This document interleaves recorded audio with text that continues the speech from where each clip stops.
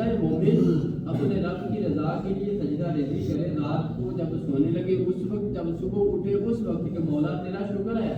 کہ مجھے سونی نیند تو نے عطا فرمائی ہے، تو رب العالمین اس نیند کے بدلے میں بھی اسے ساری رات عبادت میں ملتی ہے۔ سو تو رہا ہے، نیند تیری پوری ہو رہی ہے، آرام تو حاصل کر رہا ہے، لیکن کتنا کیا تو نے بس کہ رات کو سونے لگا عبادت کر لی، تو اس کا شکر کے طور پر عبادت کر لی، تو میرے رب نے تیرا سونا بھی ضائع نہیں کیا، یاد رکھ،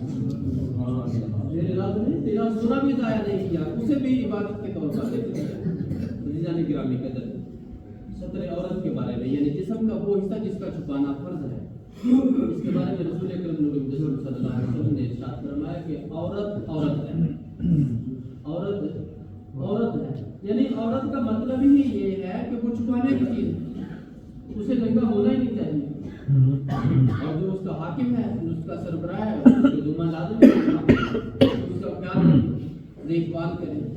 یہ کل قیامت والے دن پوچھا جائے گا، کیونکہ رسول اکرم نور الجسم صلی اللہ علیہ وسلم نے ارشاد فرمایا کہ ہر شخص کسی نہ کسی کے اوپر حاکم ہے۔ عورت اپنے اہل خانہ کے لیے اس کے گھر کے شوہر کی جو گھر کی چیزیں ہیں اس کے اوپر حاکم ہے، اس کے ذمہ دار، اور مرد اپنی بیوی کے اوپر ذمہ دار ہے، اس کا حاکم ہے۔ عزیزان گرامی قدر، جس کا حصہ، جس جسم کے جس حصے کا چھپانا لازم ہے، مرد کے لیے ناک سے لے کر گھٹنوں کے نیچے تک، عورت کے لیے ہاتھ، چہرہ اور پاؤں، اس کے علاوہ سارا بدن چھپانا لازم ہے۔ ان اعضاء میں سے اگر کسی عضو کو چوتھے حصے سے کم ننگا ہو گیا، کوئی عضو جسم کا جو چھپانا فرض ہے چوتھے حصے سے کم ننگا ہو گیا حالت نماز میں، تو معافی ہے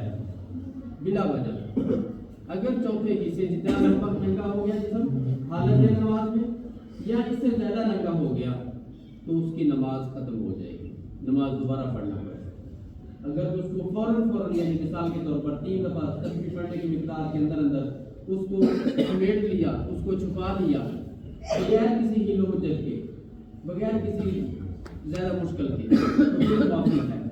اگر اتنی دیر میں نہ چھپا سکے، وہ جسم کا چوتھا حصہ جس کا چھپانا فرض ہے، اب چھپانے میں سے جسم کا چوتھا حصہ ننگا ہو گیا تو نماز ضائع ہو جائے گی، نماز دوبارہ پڑھنی پڑے گی۔ اگر کسی شخص نے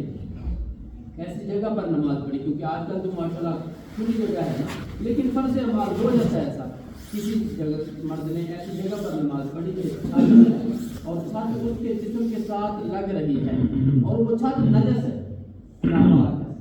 تو ایسی جگہ پر نماز نہیں۔ ایسی جگہ کہ چھت اس کے جسم کے سر کے ساتھ لگ رہی ہے کھڑے ہونے کی حالت میں، تو اس کی نماز نہیں ہوگی۔